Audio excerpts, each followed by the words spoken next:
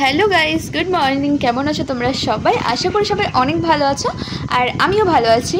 তো আজকে সকালটা শুরু করছি আমি বাসন মাজা দিয়ে, কারণ সকালে অন্য অন্য কাজ করেছি বাট এগুলো দেখাইনি। অনেক সকালে উঠেছিলাম, তো আজকে একটু কাজটা বেশি আছে, কারণ আমার মায়ের একটু জ্বর। আর এদিকে পিসিকে আমি নিজে একটু রান্না করে খাওয়াবো একটা ইচ্ছে ছিল, আর পিসি প্রেগনেন্ট, তো সেই জন্য ইচ্ছে ছিল যে একটু কিছু খাওয়াবো, স্বাদ না কিন্তু এমনি আর কি, আমার ইচ্ছে আমি খাওয়াবো। তো আমি এদিকে মাংসর জন্য আলু ভাজছি, মাংস আর চিংড়ি মাছের জন্য। এখানে যে আলুগুলো ছোট ছোট দেখছো এগুলো চিংড়ি মাছের জন্য, আর যেগুলো বড় বড় সেগুলো হচ্ছে মাংসর জন্য। আমি দুটো একবারেই ভেজে নিচ্ছি, বারবার ঝামেলা করব না, পরে আলাদা করে নেব। তো এবারে আমি কড়াইতে তেল দিয়ে দিয়েছি, চিংড়ি মাছগুলোকে ভেজে নেব। আগে হলুদ আর লবণ দিয়ে চিংড়ি মাছগুলোকে একটু মাখিয়ে নিয়েছি, এখন দিয়ে দেব। আমি না ফার্স্ট টাইম চিংড়ি মাছ দিয়ে আর আলু দিয়ে একটা মশলা টশলা দিয়ে একটা তরকারি রান্না করছি। আমি জানি না কেমন হবে, আশা করি ভালোই হবে। তো চেষ্টা করছি আস্তে আস্তে রান্না টান্না ভালো করে শেখার আরও। তো আমি চিংড়ি মাছগুলোকে খুব বেশি একটা ভাজবো না, হালকা হালকা ভেজে নেবো, কারণ চিংড়ি মাছ একটু বেশি ভাজলে না শক্ত শক্ত হয়ে যায়, তখন খেতে ভালো লাগে না। আর একটু কম ভাজা থাকলে একটা মিষ্টি মিষ্টি ফ্লেভার আসে, খুব ভালো লাগে খেতে। তো তারপরে সেই কড়াইতেই আমি আরেকটু তেল দিয়ে এলাচ আর শুকনো লঙ্কা ফোড়ন দিয়ে দিচ্ছি, আর আমি কয়েকটা শুধু জিরা দেবো, কারণ আমার দাদা জিরা পছন্দ করে না। তারপরে আমি রসুন আদা পেঁয়াজের বাটাটা আমি দিয়ে দেবো, দিয়ে একটু জল দেবো, না হলে আবার পুড়ে যাবে। তো দিয়ে জল দিয়ে এই নাড়াচাড়া করবো। এদিকে কিন্তু ভাত আমি বসিয়ে দিয়েছি, ভাত হচ্ছে। চালগুলো না এতটাই সে যে ভাত হতে অনেকটা সময় লাগে। তো এই যে মশলাটা একটু কালার এসছে, এখন আমি এখানে দিয়ে দেবো একটু হলুদ দিয়ে আর একটু কষিয়ে নেব, হলুদ লবণ দিয়ে কষিয়ে নেব। এটা কিন্তু ধ্যান রাখতে হবে, মানে যাতে একটু পুড়ে পুড়ে না যায়, মশলার জিনিস তো নাড়াচাড়া করতেই থাকতে হবে, তাছাড়া পুড়ে যাবে। আর গ্যাসের ইসেটা একটু কমিয়ে কমিয়ে দিতে হবে। এদিকে আমি ধনিয়া গুঁড়ো দিয়ে দিচ্ছি, লঙ্কার গুঁড়ো দিচ্ছি, তোমরা চাইলে এগুলো বেটেও দিতে পারো, বাট আমি এইভাবেই দিচ্ছি, আমার কাছে এটাই ভালো লাগে, সুবিধা হয়। তো তারপরে দিয়ে আমি কষিয়ে নেব একটু। এটা কিন্তু খুব সহজ, বেশিক্ষণ সময়ই লাগে না রান্না করতে, খুব তাড়াতাড়ি হয়ে যায়।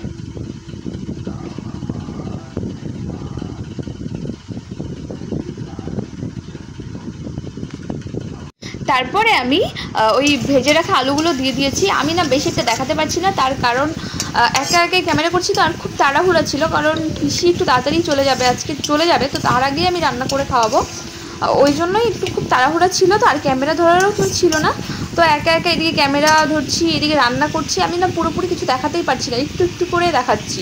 তারপরে একটু জল দিয়ে দিলাম, জল দিয়ে এবার মানে হালকা একটু কষিয়ে নেব, মানে একটু ঢেকে দেবো, কারণ জল দিয়ে না ঢেকে দিলে আলুটা আবার বেশি সেদ্ধ হবে না, কারণ এটা তো বেশিক্ষণ লাগবে না রান্না করতে, তো অতটুকু সময়ের মধ্যে আমাকে আলুটাকে সেদ্ধ করে নিতে হবে। তো একটু লবণটা দিয়ে দিই, তারপরে ঢেকে দেবো।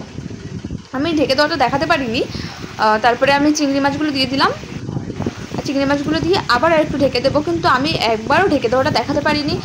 বলছিলাম না খুব তাড়াহুড়ার মধ্যে আছি, ওই জন্য মানে যেভাবে পেরেছি একটু একটু একটু একটু করে ক্লিপ নিয়েছি। তো লাস্টে এই জিরা আর তেজপাতাটা আমি ভেজে নিয়েছি, ওইটা বেটে দিয়ে দেবো, আর আমি দেখাতে পারিনি। তারপরে আমি সোজা চলে এসেছি বেগুন ভাজি করতে, আর সেই কড়াইটাই করছি, আমার কাছে সময় ছিল না যে তাড়াতাড়ি করে কিছু করবো। তো বেগুনগুলোকে একটু ভেজে নিচ্ছি, তোমরা কিছু মনে করো না, আমার খুব তাড়াহুড়ো ছিল। তারপরে আমি মাংসর জন্য পেঁয়াজ, তারপরে এলাচ দারচিনি লং যা যা আর কি দরকার ফোড়ন দিয়ে দিয়েছি, তারপরে টমেটো দিয়ে দিচ্ছি।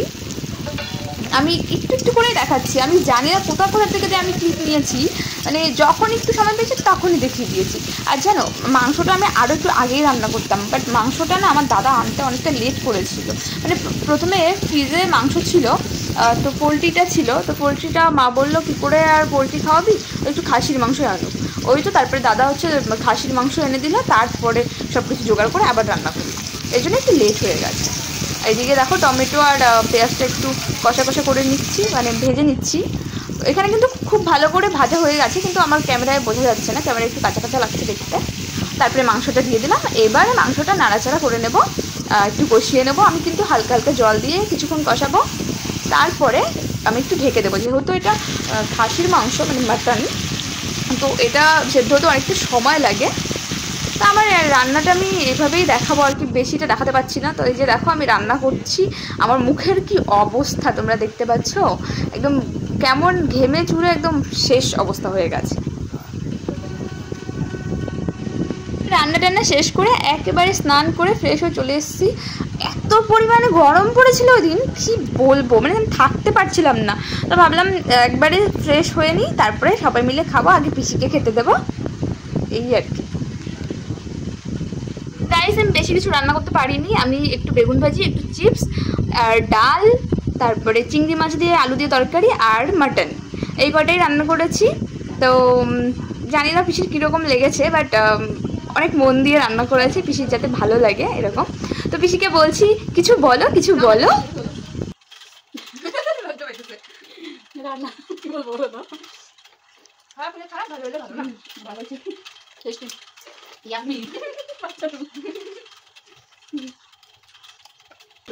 আমি কি বলবো, আমি রান্না করছি,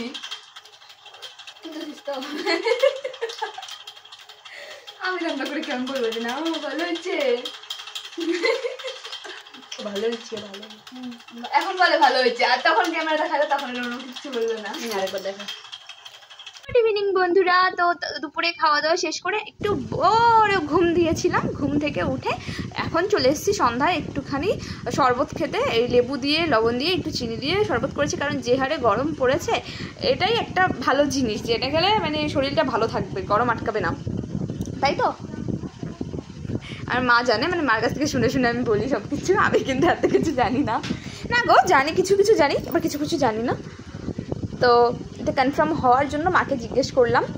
আমি শরবতটা খেয়ে নিচ্ছি, খেয়ে সত্যিই খুব ভালো লাগছিল, আর মাও খেয়েছে, আর দাদার জন্য একটু রেখে দিয়েছি। তো চলো আজকের মতো এখানেই, টাটা।